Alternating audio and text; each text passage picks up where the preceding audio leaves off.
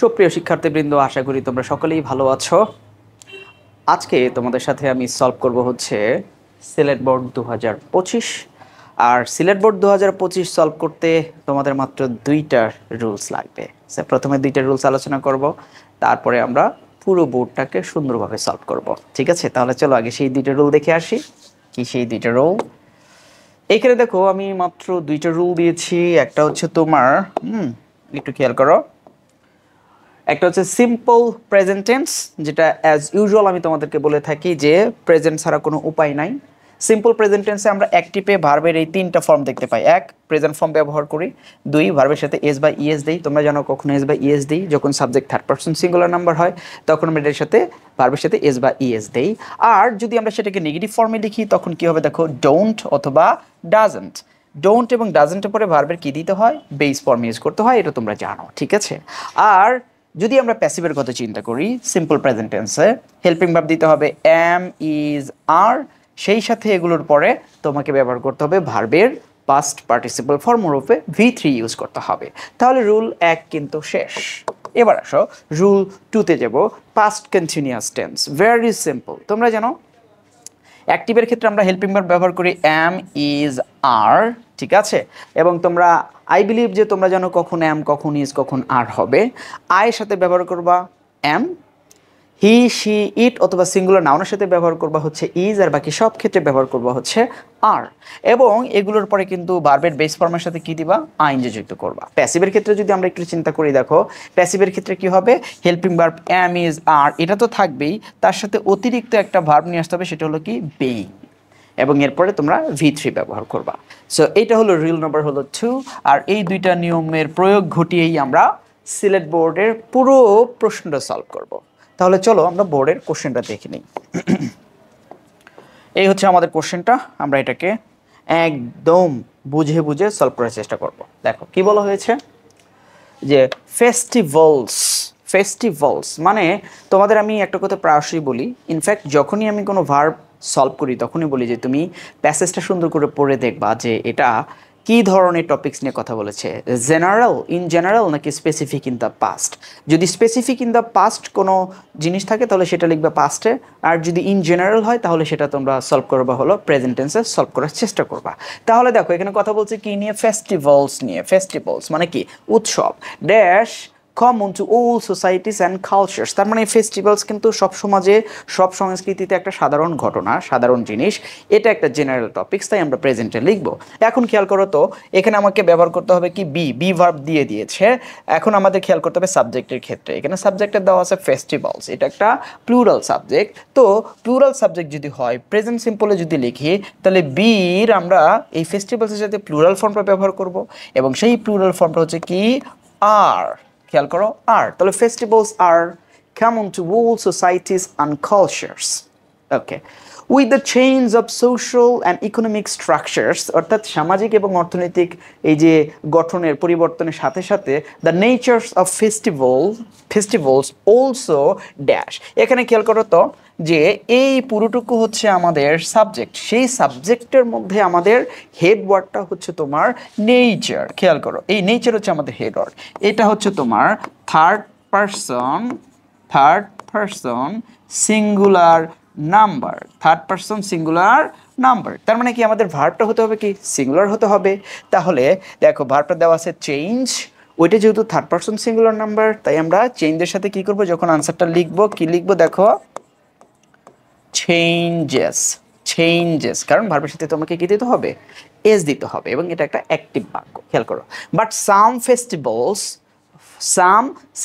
festivals dash be so deeply dash root in the social organism that। আমরা এখান থেকে শুরু করে এই পর্যন্ত যদি অংশটাকে চিন্তা করি, এইটা হচ্ছে একটা সিঙ্গল একটা বাক্য, এইটুকু একটা বাক্য। সেই একটা বাক্যের মধ্যে দেখো তো আমাদের সাবজেক্ট দেওয়া আছে সাম ফেস্টিভ্যালস প্লুরাল। আর একটা জিনিস খেয়াল করো, এখানে দেওয়া আছে অ্যাডভার্ব দেওয়া আছে, এরপরে আর একটা ভার্ব দেওয়া আছে। মানে এই বি ভার্বের জায়গায় আমাদের দিতে হবে হেল্পিং ভার্ব, আর হেল্পিং ভার্বের পরে যদি সেটা প্যাসিভ হয় V3 অ্যাক্টিভ হলে আইএনজি দেবো। এখন খেয়াল করো কি বলছে? Some festivals dash deeply root in the social organism. এই ফেস্টিভ্যালস কিন্তু সেখানেই বেড়ে উঠেছে, মানে একটা অ্যাক্টিভ বাক্য। আর অ্যাক্টিভ যদি হয় দেখো তো কি করব, বির আমরা সাম ফেস্টিভ্যালসের সাথে প্লুরাল ফর্ম ব্যবহার করব, সেটা কি হবে আর। তাহলে but some festivals are so deeply, যেহেতু প্যাসিভ একটা বাক্য তাই এইটার আমরা V3 ব্যবহার করব। এইটার V3 কি হবে দেখো, রুটেড। এবার একটু খেয়াল করো, but some festivals are so deeply rooted in the social organism that they dash to entertain from generation to generation, যেটা তোমার প্রজন্মের পর প্রজন্মকে তারা কি দিতে থাকে, আনন্দ দিতেই থাকে, দিতেই থাকে। এটা কিন্তু সবসময় ঘটে, তাই একটা কি আমরা ব্যবহার করবো সিম্পল প্রেজেন্টে। সাবজেক্ট দেওয়া আছে দেই প্লুরাল, তাই ভার্বটাও কি হবে প্লুরাল, এখানে কিছুই করতে হবে না, যা আছে তাই ব্যবহার করবা। They continue to entertain from generation to generation. Some of the festivals, খেয়াল করে দেখো, some of the festivals, অর্থাৎ এখানে অনেক ফেস্টিভ্যালসের মধ্যে কিছু কিছু ফেস্টিভ্যাল, অর্থাৎ some কিন্তু এখানে প্লুরাল একটা সাবজেক্ট। তো কি বলেছে দেখো, bear the mark of the community and nationality, okay, plural subject এবং এই বেয়ারের কাজটা কিন্তু এই ফেস্টিভ্যালসগুলোই করে। তো অ্যাক্টিভ বাক্য, plural subject plural verb. So এখানেও আমরা ভার্বটাকে চেঞ্জ করবো না, যা আছে তাই কি ব্যবহার করব, bear the mark of the community and nationality।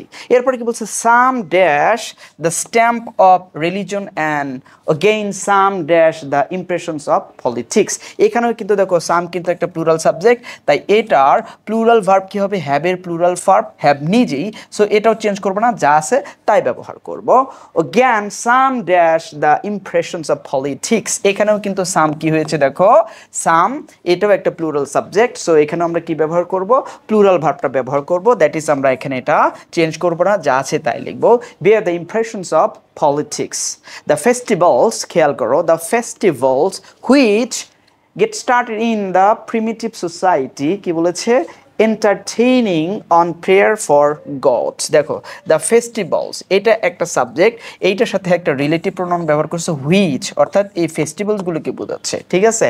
এবং এখানে একটা ওয়ার্ড দিচ্ছে দেখো, primitive, in the primitive society, সেই পূর্ববর্তী সমাজে যেগুলো কি হয়েছিল বলতো, শুরু হয়েছিল, এরকম অর্থ, অর্থাৎ সেই সকল ফেস্টিভ্যাল যা আদিম যুগে আদিম সমাজে শুরু হয়েছিল, entertaining the prayer for food, ঠিক আছে, যে তোমার এই যে ফুডের জন্য প্রার্থনা করতে গিয়ে যেটা হয়েছিল আর কি, এই যে ইগুলো শুরু হয়েছিল অর্থে দেখো আমরা এখানে কি করব, গেটের পাস্ট ফর্ম ব্যবহার করবো কি, গট। তোমরা যেন গটের পরে ভার্ব আসলে কি দিতে হয়, স্টার্টেড, অর্থাৎ শুধু গেট হয়ে যাবে গট, আর এখানে এটার আর কোনো পরিবর্তন হবে না। Goat started in the primitive society entertaining on prayer for food dash নাও। এখানে খেয়াল করো, পরে কিন্তু আবার ব্যবহার করছে নাও। হ্যাঁ, এখানে কিন্তু আমরা ব্যবহার করলাম পাস্ট। কেন পাস্ট ব্যবহার করলাম, কারণ এখানে ইন দ্য প্রিমিটিভ সোসাইটির কথা উল্লেখ আছে, যেটা তখন শুরু হয়েছিল, ঠিক আছে। বাট এখন এসে আমরা আবার কি ব্যবহার করলাম, নাও ব্যবহার করলাম, মানে আবার বর্তমানে ফিরে আসলাম। তাহলে কি বলছে দেখো, দ্য ফেস্টিভ্যালস, এটা কিন্তু আমাদের একটা সাবজেক্ট, সেই সাবজেক্টের ভার্বটা হচ্ছে এইখানে ব্যবহার করতে হবে, যেহেতু নাও আছে তাই প্রেজেন্ট টেন্সে ব্যবহার করব। এবং এখানে দেখো একটা হেল্পিং ভার্ব দেওয়া আছে, তাই হ্যাবের আমরা কি করতে পারি বলো তো, প্রেজেন্ট ফর্ম কি ব্যবহার করতে পারি, হ্যাবের প্রেজেন্ট ফর্ম হ্যাভ নিজে, অর্থাৎ এটাকে চেঞ্জ করব না, যা আছে তাই ব্যবহার করব। হ্যাভ নাও বিন, হ্যাভ বিনের পরে দেখো dash with various colours and varieties, এগুলো দিয়ে কি হয়েছে বলতো, পূর্ণ হয়েছে। এটা কিন্তু একটা প্যাসিভের একটা বাক্য, তাই হ্যাভ বিনের পরে আমরা কি ব্যবহার করব, V3 ব্যবহার করব। তাই এখানে আনসার কি হবে, filled with various colors and varieties. The main foundations of festivals dash ritual and most of the ancient rituals, খেয়াল করো যে মেইন কি বলেছে, ফাউন্ডেশন অফ ফেস্টিভ্যালস হচ্ছে কি তোমার রিচুয়াল, ঠিক আছে। এটা কিন্তু একটা কমন কথা, তাই আমরা এখানে কি প্রেজেন্ট টেন্সে এটাকে আমরা ব্যবহার করব। এবং এখানে কিন্তু হেড অর্ডার দেওয়া আছে কি ফাউন্ডেশন সিঙ্গুলার, তাই ভার্বটা কি হবে, সিঙ্গুলার হবে। তাহলে কি দেখো, the main foundation of festival, এখানে বি ভার্বের সিঙ্গুলার কি হবে দেখো, ইজ লিখতে হবে, কারণ এখানে হেড অর্ডার হচ্ছে ফাউন্ডেশন সিঙ্গুলার, তাই ভার্বটা কি দেবো, সিঙ্গুলার ব্যবহার করবো। And most of the ancient rituals, এবার খেয়াল করো, মোস্ট অফ দ্য, এই এখন কিন্তু আবার প্রেজেন্টে কথা বলতে বলতেই আবার অতীতের কোনো একটা কথা বলেছে, মানে এনশিয়েন্ট রিচুয়ালসের কথা বলা হয়েছে। ড্যাশ কালেকটিভ অ্যাক্টিভিটিস, সেগুলো কি হয় কালেকটিভ অ্যাক্টিভিটিস নাকি ছিল কালেকটিভ অ্যাক্টিভিটিস, অবশ্যই সেগুলো ছিল কালেকটিভ অ্যাক্টিভিটিস। তাই আমরা এখানে বি ভার্বের জন্য কি ব্যবহার করব দেখো, যেহেতু বলছে most of the ancient rituals হচ্ছে প্লুরাল, তাই এই প্লুরালের মধ্য থেকে অধিকাংশ বোঝানো হয়েছে, তাই মোস্টও কি প্লুরাল, তাই আমরা এখানে ব্যবহার করব কি বি ভার্বের জায়গায় ওয়ার ব্যবহার করব। Were collective activities, many of the rituals were dash to the agricultures and were determined by the lunar months. এখানে কিন্তু ওয়ারটা সুন্দর করে দেওয়াই আছে, তাই আমরা এরপরে এটার V3 ব্যবহার করব, কারণ প্যাসিভ অর্থে ব্যবহার করা হয়েছে। তাই আমরা কি লিখবো দেখো তো, রিলেটেড। কি লিখবো?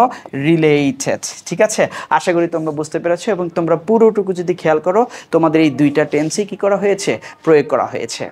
ঠিক আছে, দেখা হবে নেক্সট কোনো ভিডিওতে। টিল দেন আল্লাহ হাফেজ, বাই বাই।